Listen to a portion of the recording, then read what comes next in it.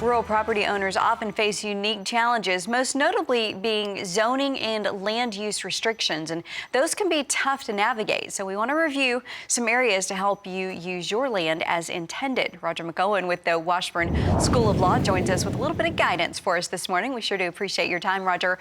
Let's start with why this is such an important topic for farmers and some of the main hurdles that they face. Oh, good to be with you, Jennifer. This is a big issue, and you always want to be able to do what you want to do on your own property. And a lot of times people will buy a rural property and it's their dream property, and then they get disappointed because they find out that there are zoning restrictions, there are ordinances, and it kind of shoots their dream. But you got to watch out for those things, and you just have to learn what the rules are before you buy a property so that you know what you can do and how you can do what you want to do.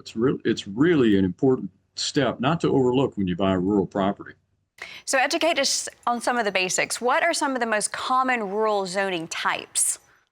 Well, that's a good question. It really is all over the board. It really ranges from all the way to ag zoning to rural residential with a minimum lot size to exclusive farm use with building restrictions to even no county zoning at all.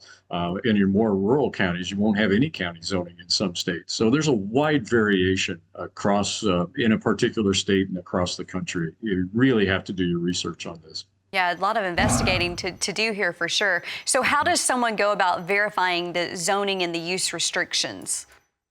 Well, I'd say a good place to start is to get your parcel number from the county assessor and then talk with the county zoning and planning department if there is one and get a copy of the rules. And some counties and towns are posting those rules online. Many are not. But a good place to start is with the county assessor office and then ask questions, get your number, and go from there to figure out what the rules are that would apply to you. What's your opinion on this? Should someone consider rezoning if the property isn't zoned for their specific use? You can. That's probably a process that you're going to need legal representation for.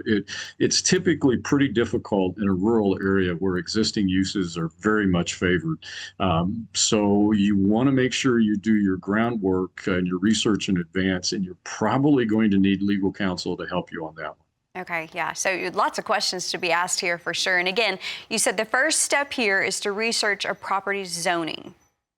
Right, absolutely. That you don't want to buy a rural tract to have your dream life in the country, only to realize that you can't fulfill that dream.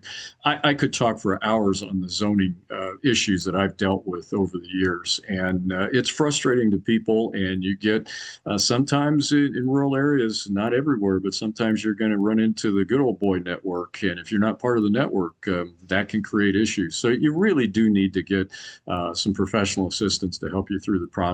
But if you want to do what you're desiring to do on your property, check things out first.